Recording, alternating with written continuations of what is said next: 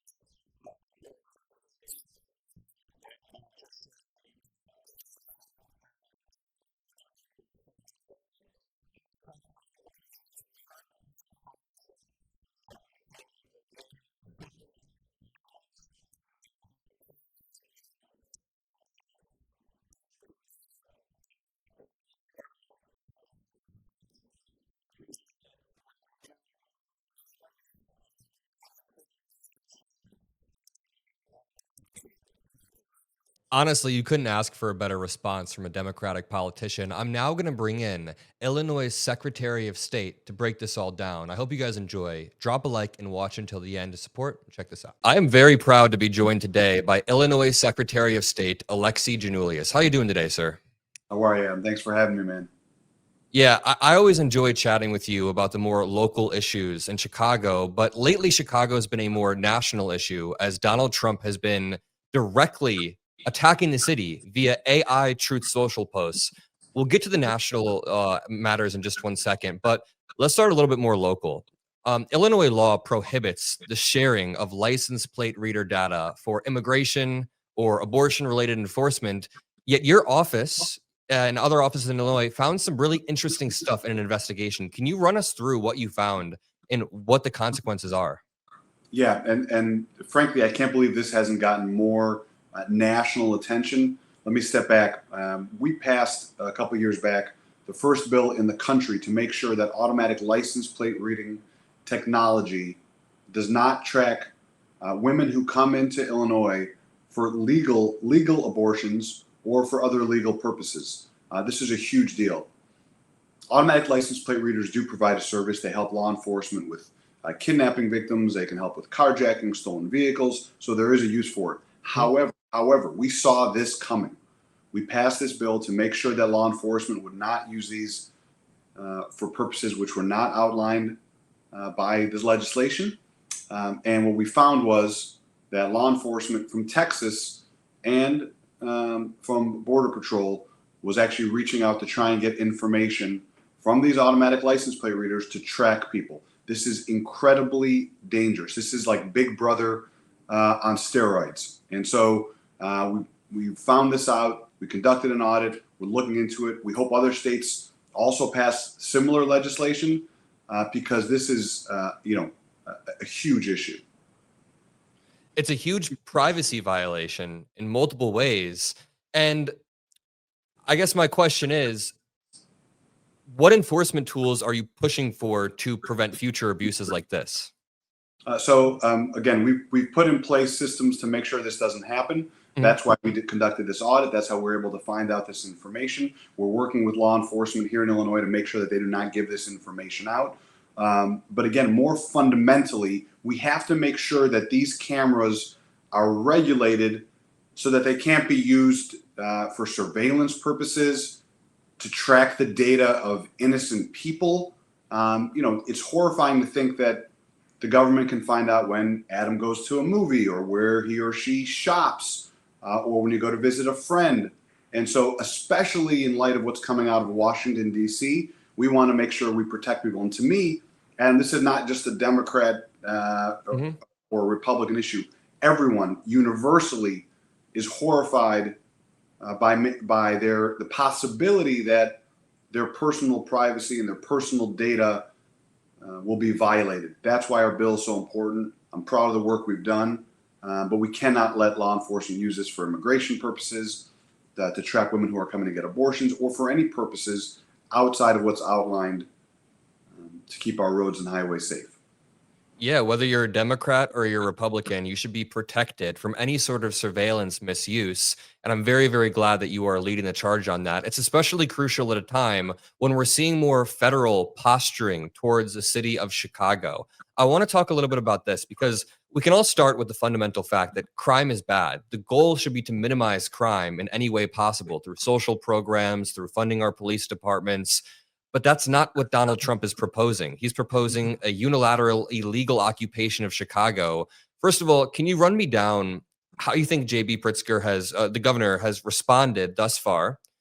And Governor Pritzker's response has been, in my opinion, very solid, because he's willing to coordinate and work with federal officials, but just not when Donald Trump is overreaching in this manner. So how do you read this, and how are you thinking about this?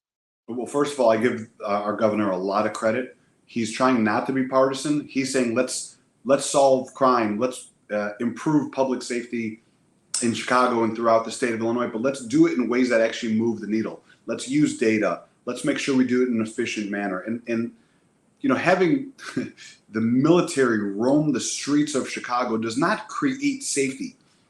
It creates chaos, panic, mayhem. It's a colossal waste of resources, especially at a time when violent crime is down. Yes, public safety is a huge issue in Chicago, but crime rates have gone down. So what we've said, and what the governor has said, is, why don't we focus spending resources and allocating resources to programs that are actually effective to increase public safety and to bring crime down? The irony of this window dressing BS that Donald Trump is doing by sending troops here, he's actually cutting funding for programs like community violence intervention programs, which, by the way, work. That's based on data.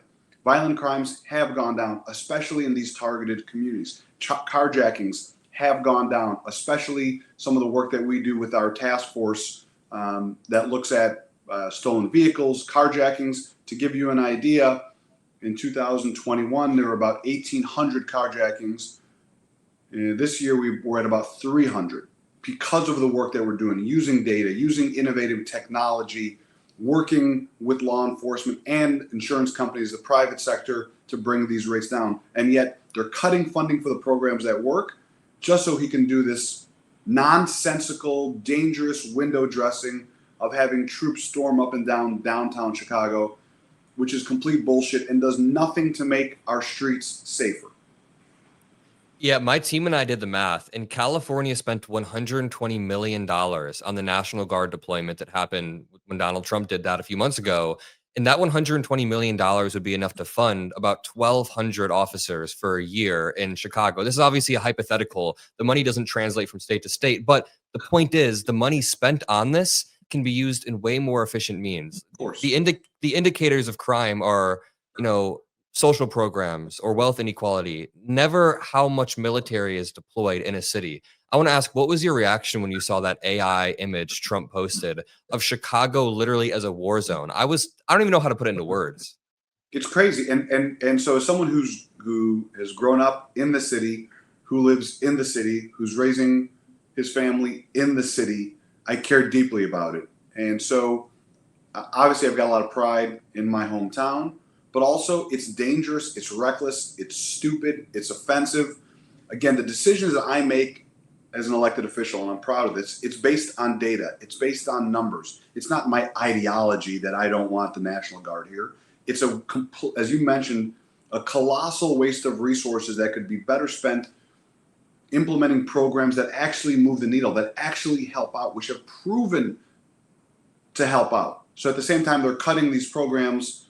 He's going to send troops to Chicago, which, by the way, per capita, if you care about data, which this president, who I think is actually illiterate, would even look at, they would say there are cities per capita that are a lot more dangerous, where crime is a lot more prevalent, both perceived and real, and yet he's only targeting blue cities. That's why this is just such window dressing, such BS. They're not doing their homework. They don't care. They do not care about crime. They do not care about public safety. They do not care about making Chicago a safer place to live and work.